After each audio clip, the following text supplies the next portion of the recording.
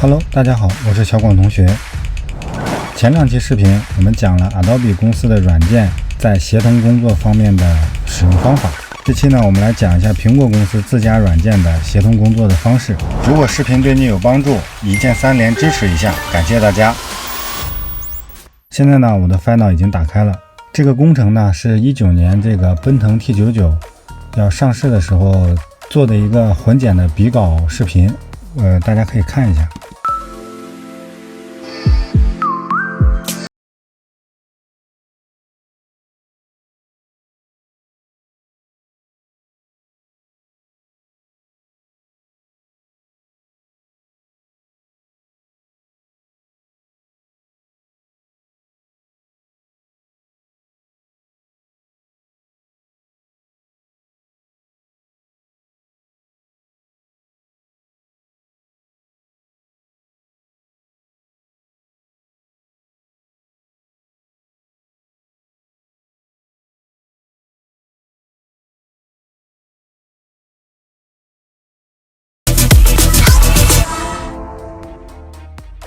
好，我们现在看怎么和苹果自家的软件这个协同工作呢？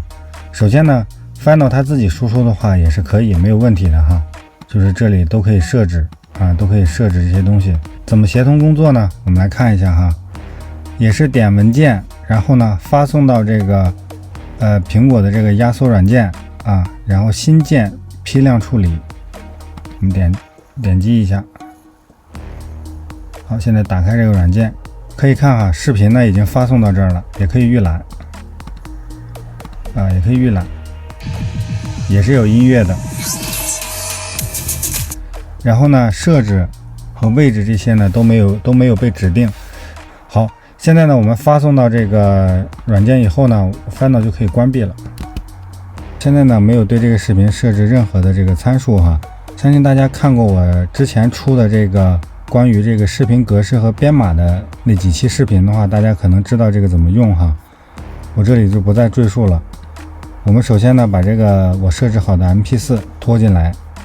好，我们可以看，这里呢都设置成这个自动。好，然后位置呢，我们就让它桌面就好，然后开始批量处理。好的，我们看到处理的速度还是非常快的。OK， 已经处理完成了。好，我们把软件关掉。好，我们可以看一下，已经输出完毕。好，这就是苹果自家的 Final Cut 和这个自家的压缩软件协同工作的一个使用方法。感谢大家的观看。